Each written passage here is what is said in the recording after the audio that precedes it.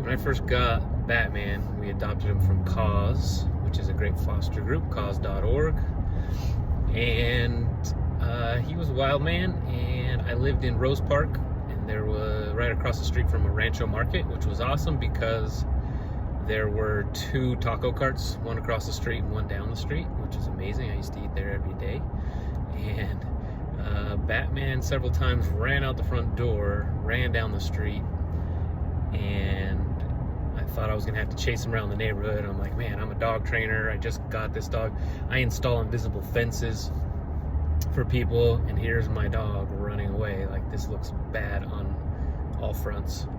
And so luckily he would just run down to the taco cart and try and beg for food from other people eating at the taco cart, which none of them really appreciated. But I would be running down the street with my train, walk, poop, dog trainer shirt on, and it was really embarrassing. So then I'd have to grab his collar and walk him home, and yeah, it was embarrassing. So I tell you that so that you know that not even no dog trainer has the perfect dog. Dog trainers tend to get more difficult dogs just because it's just what we do. We like a challenge, I guess. We're sick in the head or something. I don't know, but we do these things. And even our easier dogs that we have give us trouble. They all have their quirks. Every dog has their kryptonite, I call it. Like their one thing that they just cannot not do. Even if their owner's a dog trainer and they're one of the best in the world, they just have their dogness, and there's no way getting around that.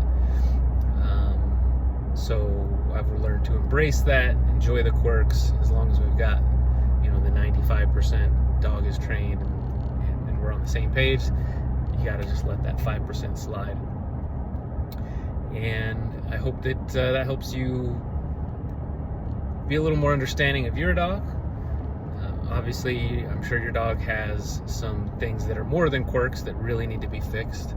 So we will be more than happy to help you do that. But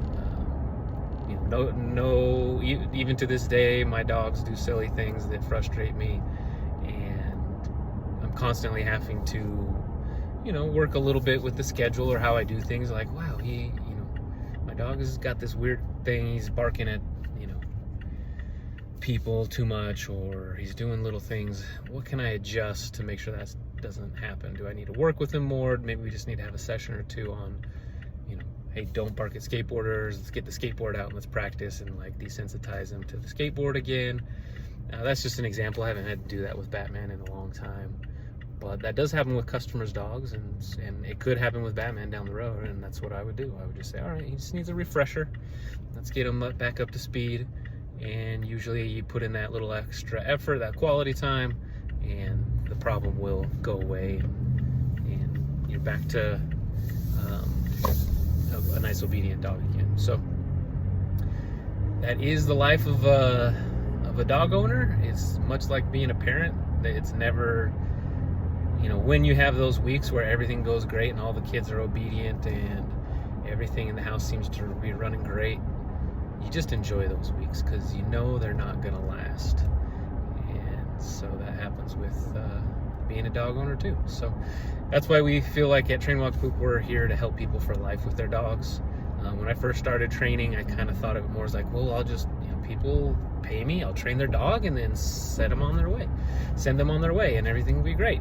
And for the easiest dogs, it certainly works out that way and still does for certain customers.